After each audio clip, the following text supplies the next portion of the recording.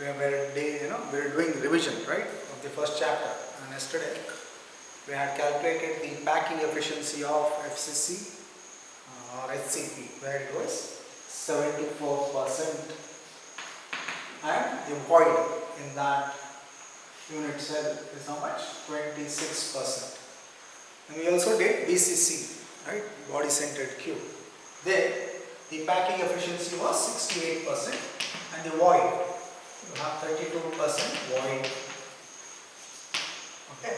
Similarly, we will do the calculation of packing efficiency of the simple cubic lattice. So packing efficiency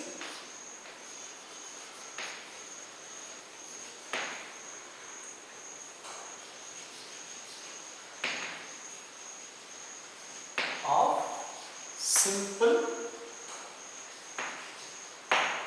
cubic lattice. So again, as usual, first thing, the diagram.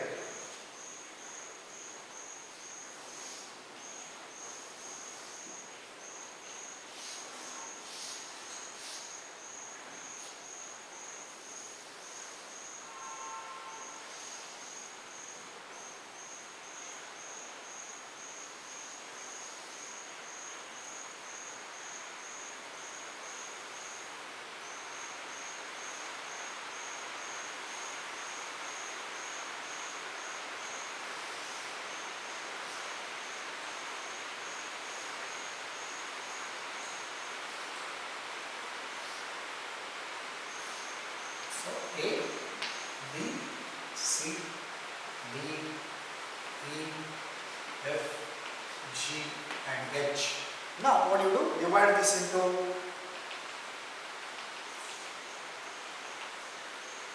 four halves like this. Okay.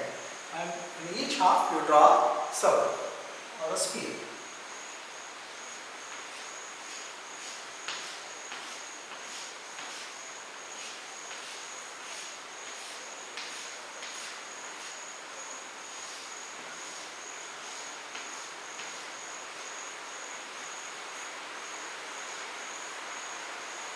Here also some.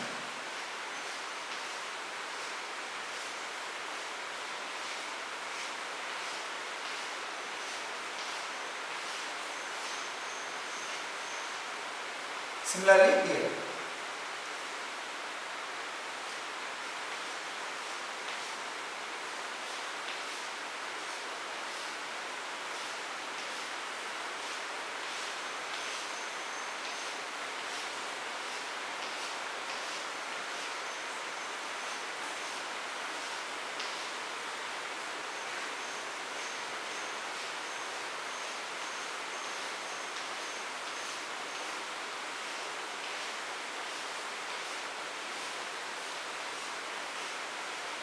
Okay, once you get that, you can this.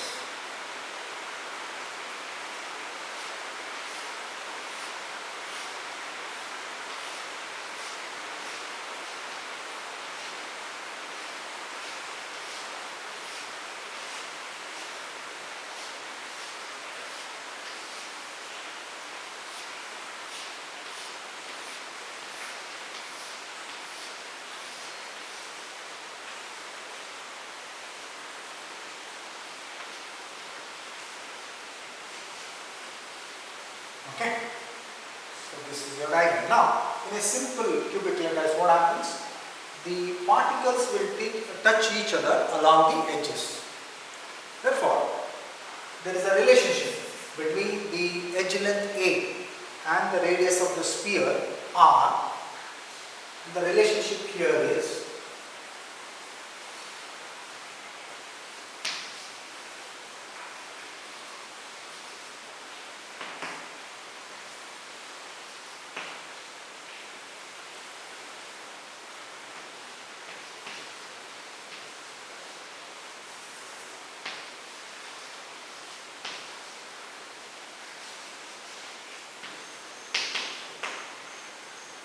and the radius of the sphere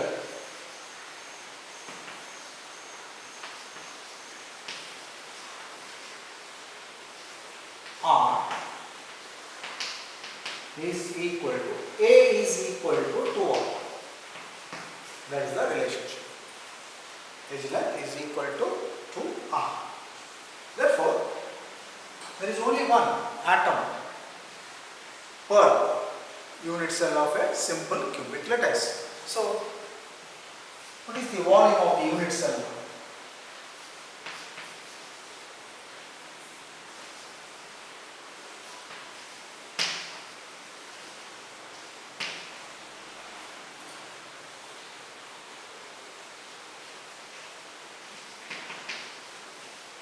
Okay, that is nothing but AQ, which is equal to 2RQ, and that is equal to 8RQ. There is only one atom, isn't it? So, volume of one sphere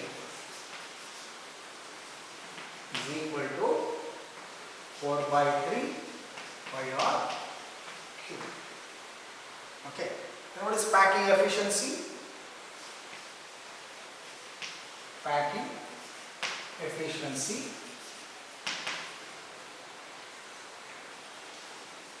is equal to volume of the sphere.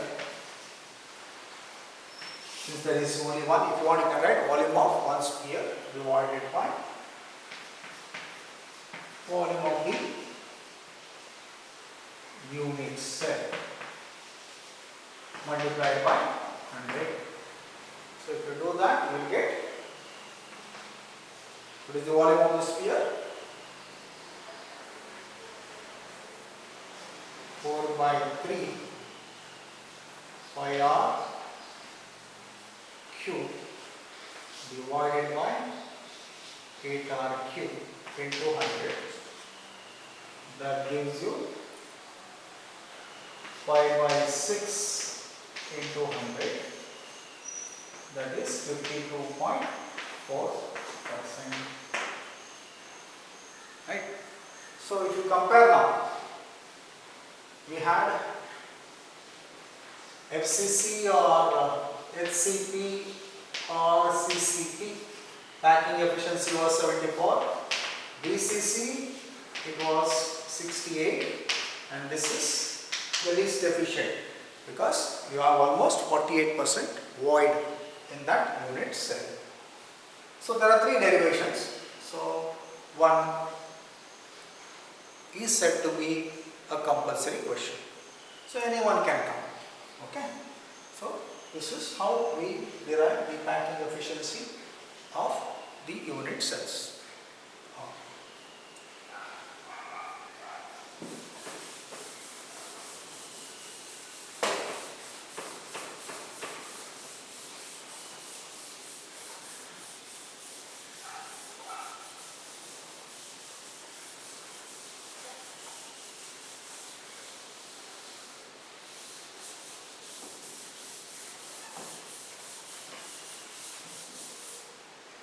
Next important aspect in this chapter is imperfections in solids.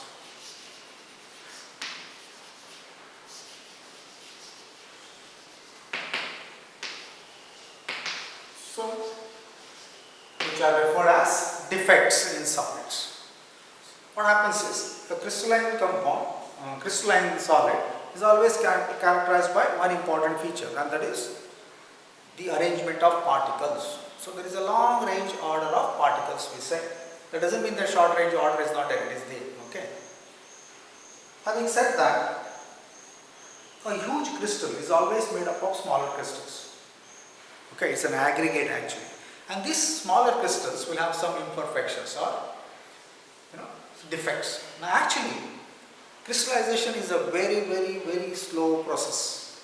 Okay. If you want to get a single crystal, it's a very slow process. Okay.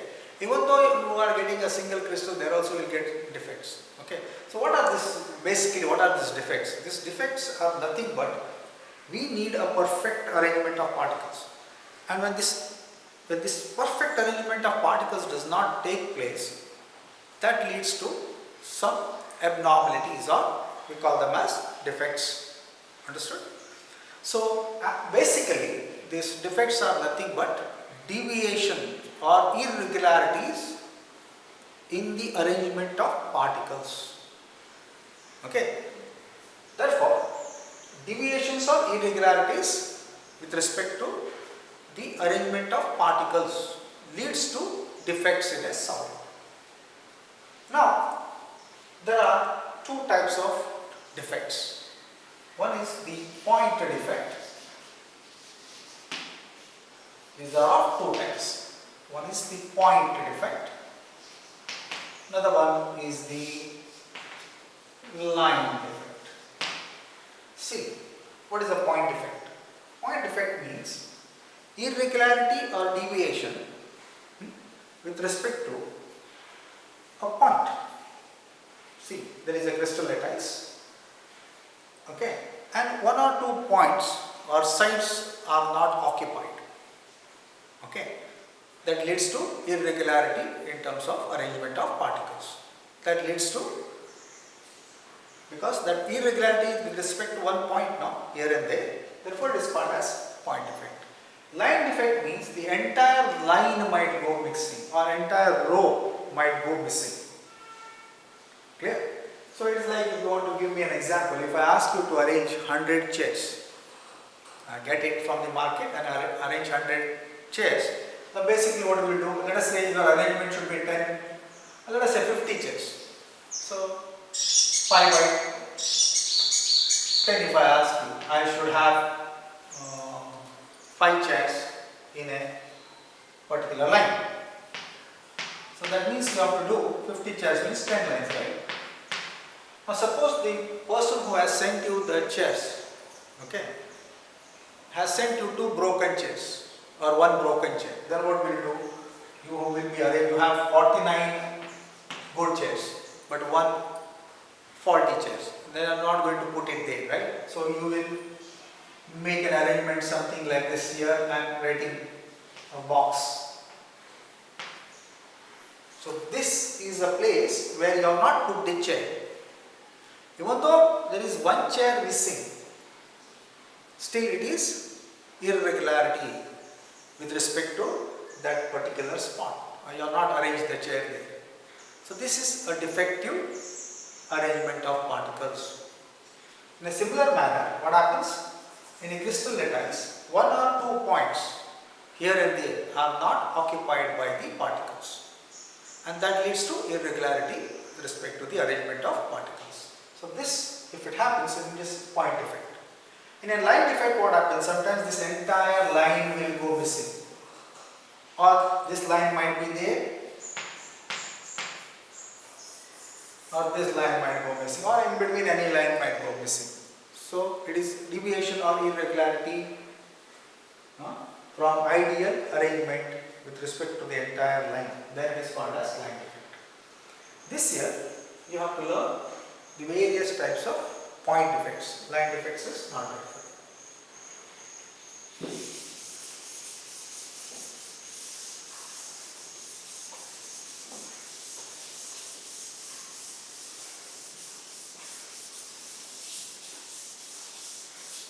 Okay, so point defects.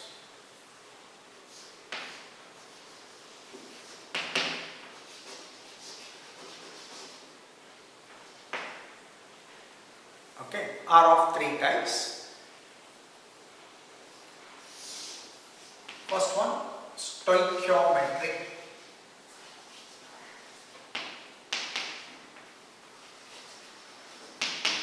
Next one is impurity.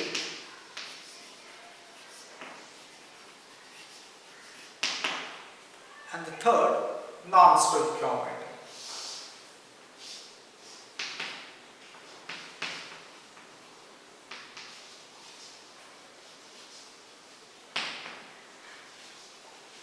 Okay.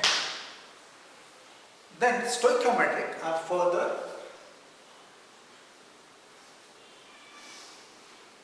you will get the following types here. First one, you will get vacancy.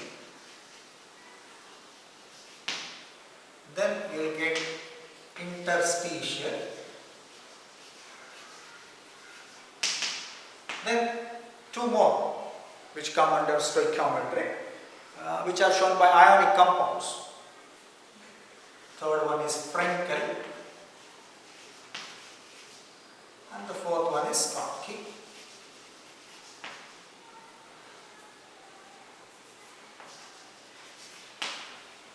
Okay, so these are stoichiometry. Impurity effects are not further classified, but in non-stoichiometry you get two more types.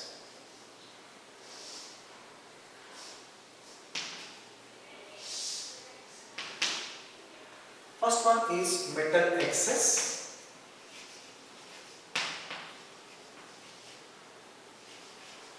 Second one is metal deficit or deficient.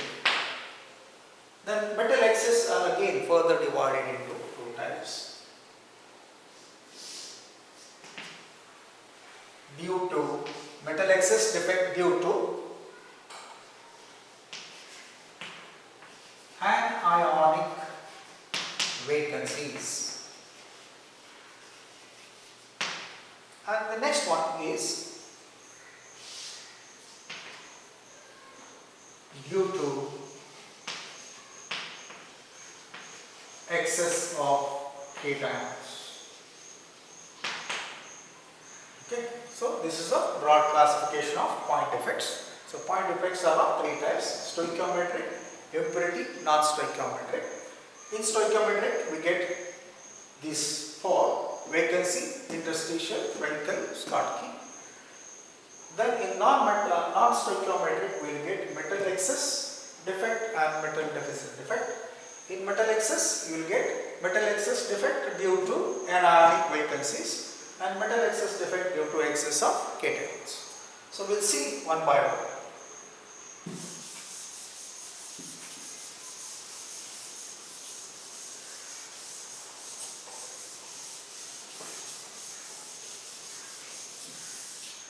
So when you come under this stoichiometric defects, these are also called as thermodynamic effect, and or another name is intrinsic defect. So what happens here is, even though here and there some points might be missing, still the stoichiometry is maintained.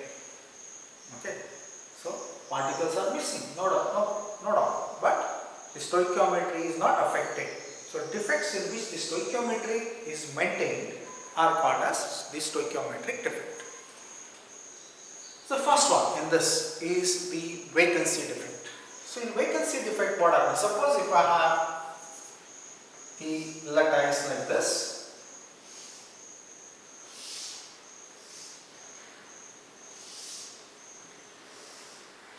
okay, so let us say these are the particles.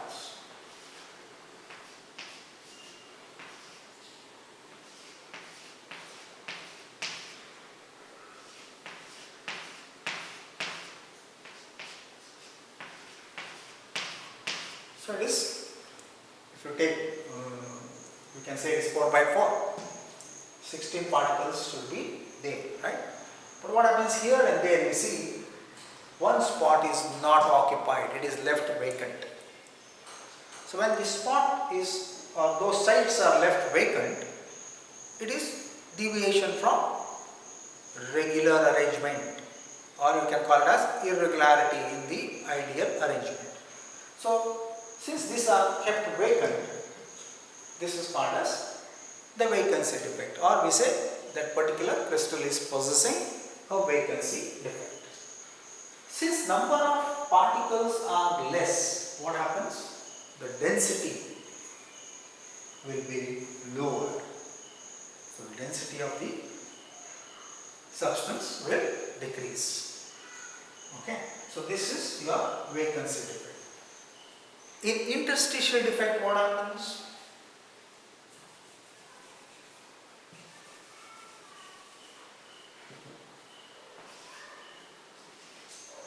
See how the irregularity in arrangement takes place. Here, the normal sites are totally filled up. Okay, So all sides are occupied by the particles. But there are some extra particles. They will jump inside, okay, or they will come inside and occupy this interstitial sides here. So one or two particles might come inside the crystal lattice and occupy interstitial sites. Therefore, number of particles increase and the density also increases. So then it is called the interstitial defect. This is also irregularity in terms of arrangement of the particles. We were supposed to arrange 4 in each row, but what has happened due to extra particles coming inside and they have taken positions inside the lattice points and which are called as the interstitial sites. This also is deviation from regular arrangement and this causes a defect called as the interstitial defect.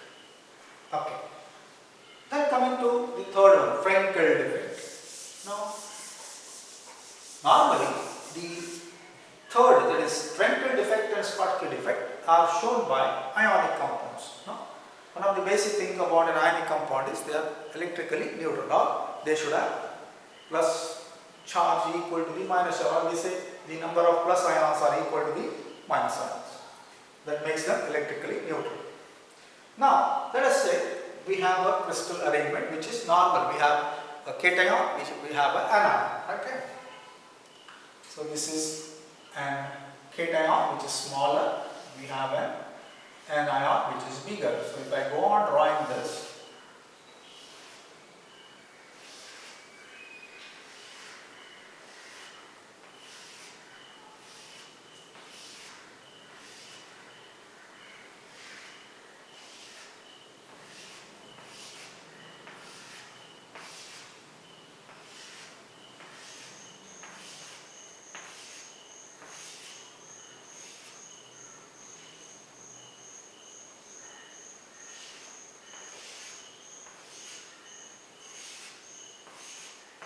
okay, this is my crystal. We have plus, minus, plus, minus, minus, plus, minus, minus, plus.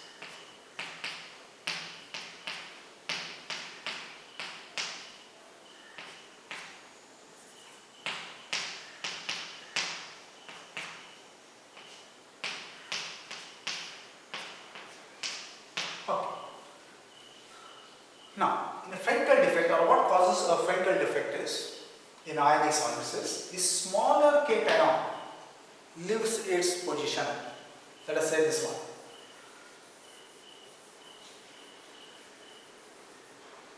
Okay, normally a smaller cation leaves its original position and comes inside and occupies an interstitial site. Let us say it has come inside here and occupied this site. So if it does that, what happens? Here it creates one type of defect and here it creates another type of defect that you already learned.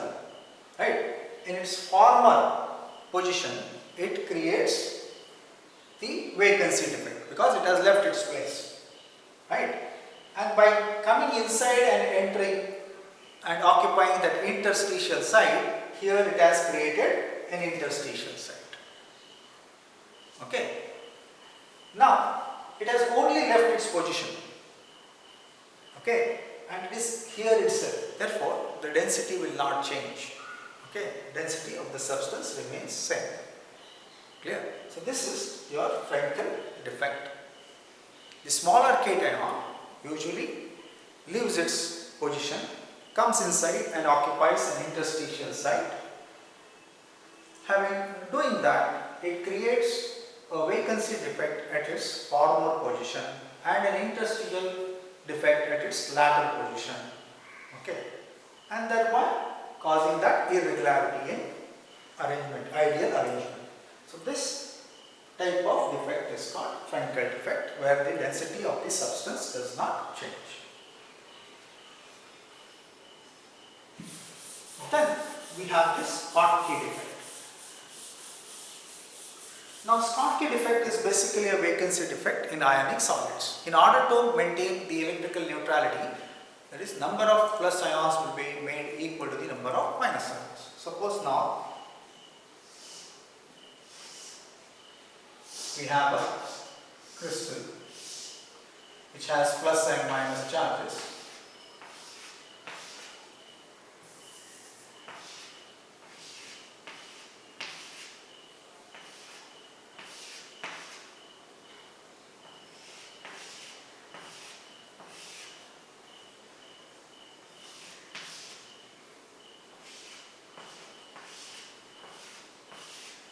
Okay, we just draw a diagram. Just think that smaller one is the cation.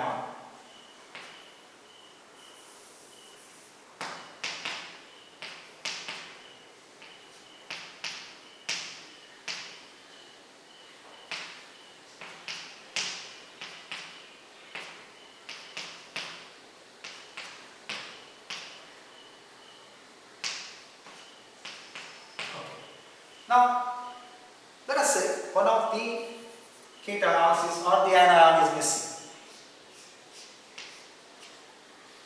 Right? That means number of minus charges are more than number of plus charges. Now, this compound has to be electrically neutral. So, what it will do? Another charge opposite to this charge which has been missing will be kicked out. So, if plus charge is missing in the beginning, the minus charge will be removed, and if minus charge is missing, plus charge will be removed. By doing so, the number of plus charges are made equal to the number of minus charges, or number of positive ions are equal to the number of negative ions. But what has happened? Two places are now vacant. So, this is basically a vacancy defect in ionic compounds in order to maintain electrical neutrality. So, this is your Schottky defect. So, all these four come under stoichiometric defects. So, the next part, that is impurity defects and non-stoichiometric, will take up in the next class.